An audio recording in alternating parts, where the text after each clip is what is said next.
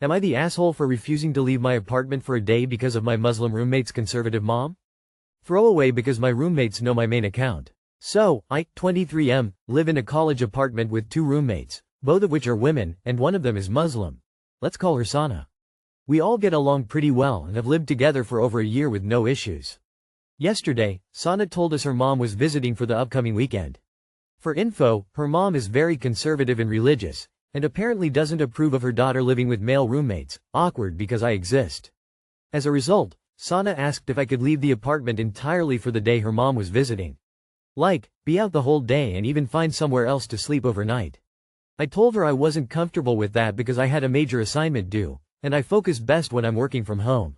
I also didn't want to have to pack up all my stuff and go stay somewhere else just to keep up an appearance for someone I don't even know. Additionally, I pay equal rent and felt like I had a right to be in the apartment. Still, to try and compromise, I offered to stay in my room the entire day and be quiet, not come out at all on the condition that I'd at least be allowed to quickly come out to make lunch or dinner, or they could just bring food to my room so I wouldn't starve.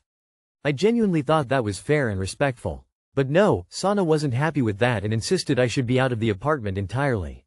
She said her mom would freak out if she found out a guy lived there and it would cause a lot of drama in her family. I said while I understood her position, I wasn't going to dip from my own home, especially with a big deadline hanging over me. She's still pissed and being pretty cold toward me now and also vented to our other roommate, who stayed neutral and said she saw both sides. I really wasn't trying to be difficult or disrespectful. I understand her cultural situation, but I also feel like it's unfair to expect someone to completely vacate their home just to accommodate someone else's family's beliefs, especially when I tried to find a middle ground. So, am I the asshole? Edit. Sana never chose to have male roommates, but it just so happened that she was practically bullied out of her old apartment, all female, for a conflict involving another girl, and this was her last resort. Also, I'm so disheartened to see so much hate in the comments, and it's enlightened me to be kinder and more understanding to Sana and her situation. This was never meant to start a debate in the comments, and I urge everyone to have more empathy and humanity. I will also be going home and asking a friend if I can stay over for a day. For everyone concerned about how if I let it bypass now, that it will happen again and again, I will speak to Sana about this properly and urge her to talk to her mom. Thank you for all the level-headed and empathetic comments I did get that helped me understand her perspective better, as I do care for her greatly and never want to hurt her if I can help it. One day isn't the end of the world, and if it helps her, I've realized I'd be happy to do it. Tell Sana that if she pays for a hotel room, food delivery, and any extra costs you will be happy to move out for a day. Not the asshole. She moved in with a man knowing this would most likely happen.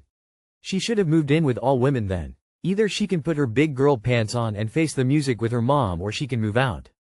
I had a housemate during undergrad with a conservative Muslim family who couldn't know she lived with anyone who drank alcohol or were male. She communicated this in the beginning and we were okay supporting her. No relatives ever slept over, and when they visited we would hide the alcohol, empty the recycling, and pretend the boys didn't live there. One time her brother stopped by for a surprise visit. We just pretended the male roommate who was home was my boyfriend.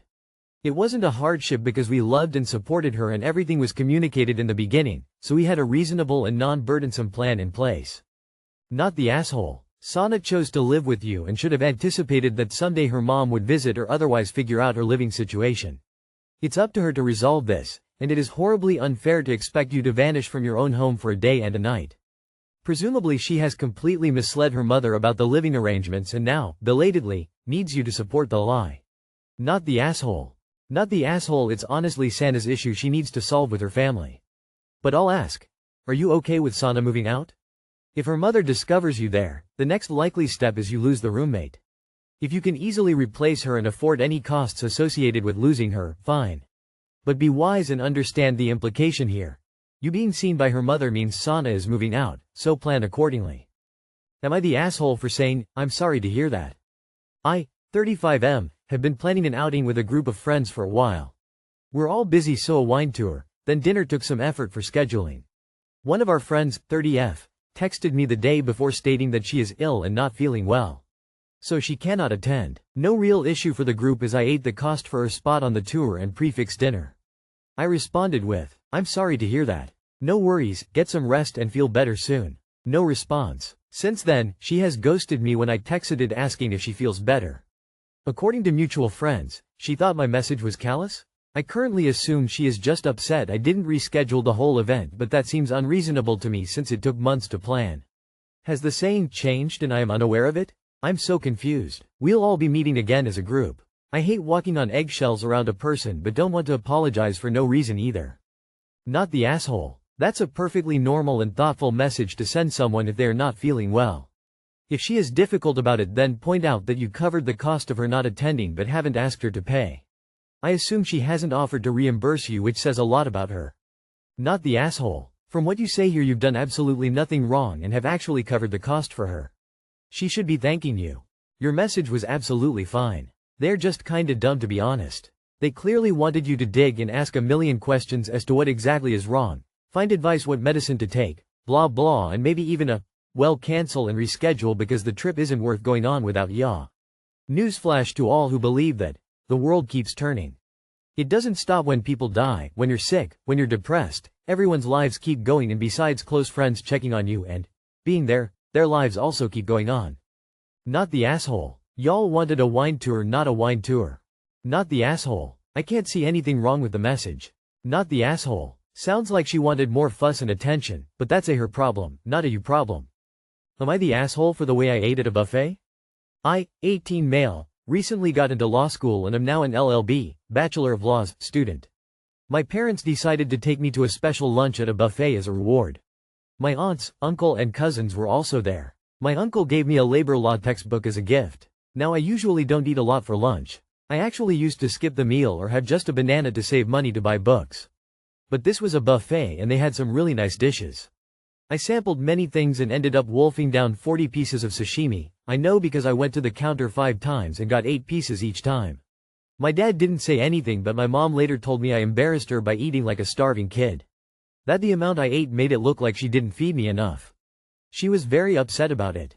Lol, we would be cheering you for getting our money's worth. Not the asshole, it was a buffet. I doubt anyone except your mom noticed or cared that you were eating a lot. And if they did care, well, that's kind of weird of them. Congrats on getting into law school. Not the asshole. You don't sound like that guy who ate the whole party lol. A buffet is literally made for gluttony. Your mom probably cares about appearances. My condolences, man. Not the asshole, but more importantly, where is this magical land of unlimited sashimi? Not the asshole, she shouldn't go to a buffet if she's not comfortable with large portions. That's her problem, not a you problem. There's 2 society rules for buffets. Don't overfill your plate and not eat it all. Don't take a bite out of something and put it back. Am I the asshole for warning a family? My partner, 35M, and I, 21M, are on holiday in Spain at the moment, and very much enjoy snorkeling in the crystal clear waters. We went to a remote beach which has no lifeguard and is not very touristy, as the beaches where we were staying were packed and too hard to see the water. We were swimming along the rocky coast, and the water gets quite deep quite fast, but there's very little current and it's in a bit of an alcove, so it's safe for majority of swimmers. However, when we were swimming we spotted, a few meters out, a giant jellyfish. We swam away from it, but then I passed a family who were English and were swimming that way with 2 young kids, maybe about 5 or 6. I stopped and said to the dad that there was a jellyfish a few meters out that way, but if they stay by the rocks they would be okay. I said just be wary as it was fairly large and also because there is no lifeguard, so no medical supplies. The kids were also still using floaties, so naturally not the best swimmers. They thanked me and I swam past. It's noted that the parents didn't have any goggles. Then, about 5 minutes later, the girls were screaming about jellyfish, and I heard the parents exasperatedly say there was no jellyfish and to keep swimming. This is where the issue started. The parents would not stop whispering and glaring at me, and one of them commented I intentionally scared their children. My partner says I should have kept myself to myself and not said anything. The girls wouldn't stop saying about jellyfish and they had to get out eventually, but before they did they were saying they saw jellyfish and the parents were telling them there was none, and the father was trying to coax the daughter to him. But about 2 foot away from him were 2 jellyfish. The daughters refused, and I saw them get out, and the parents are still giving me death glares from across the beach, supposedly for ruining their beach day. I don't have kids so I can see how that was frustrating, but I didn't want them to get hurt. Am I the asshole? TLDR. I warned a family with young kids about the jellyfish in the water, and scared the children until they had to get out. Not the asshole. Warning people about a potentially harmful creature is just common courtesy. Not the asshole. Why is the father trying to gaslight his kids when there clearly is a jellyfish there? Not the asshole. You literally warned them about an actual danger. If they'd rather gaslight their kids than admit you were right, that's on them. Imagine if you said nothing and something bad happened. And you were right. There were jellyfish. Jellyfish. Not the asshole. Better a couple scared kids than a 6-year-old in floaties taking a jellyfish sting with no lifeguard around. You did the right thing. Not the asshole. If there's a choice to be made between having people stare at me and watching kids squirming in pain over jellyfish stings, I know my choice. 2 foot away from him were 2 jellyfish. Sounds like the father either has very bad eyesight or was being obtuse on purpose. Either way, you done good.